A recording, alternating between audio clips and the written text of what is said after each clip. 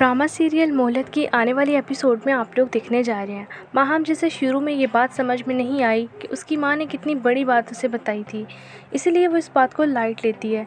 मगर बच्चे की पैदाइश हो जाने के बाद जब वो बच्चा नवेरा को अपनी माँ समझने लगे, नवेरा के साथ बहलने लगे, खेलने लगे, तो माहम को ये सब बर्दाश्त नहीं होता। माहम की माँ माहम को कहती है कि तुम्हारा दिमाग ठीक है। अगर नवेरा तुम्हारे बच्चे को संभालते संभालते दावर के दिल में जगह बना गई और दावर को पसंद आ गई, दावर तुम्हें तलाक देकर फ़ौरन उससे शादी कर लेगा, वो देर नहीं करेगा।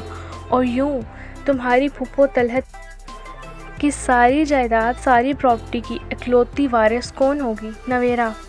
और तुम जिसकी किस्मत में ये सब कुछ लिखा था, तुम खुद अपनी किस्मत का फ़ैसला कर रही हो और सब कुछ नवेरा को देना चाहती हो। माहम को जब ये बात पता चलती है, वो फ़ौरन नवेरा के पास जाती है, अपना बच्चा नवेरा से वापस लेती है।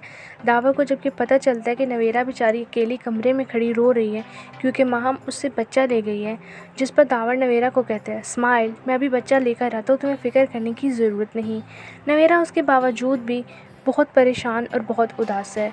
दावर सीधा कमरे में जाता है, माहम को कहता है, किस किस्म की माँ हो तुम?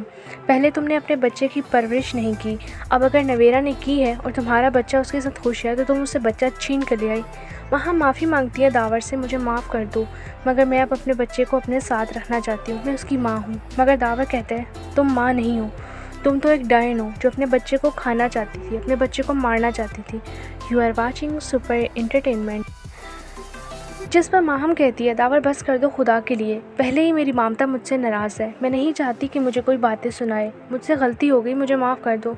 दावर गुस्से से बच्चा लेता है और वहाँ से चला जाता है। माहम अकेली कमरे में रो रही है। ये सब हम आने वाले एपिसोड में देखेंगे। देखते रहिए सुपर एंटरटेन।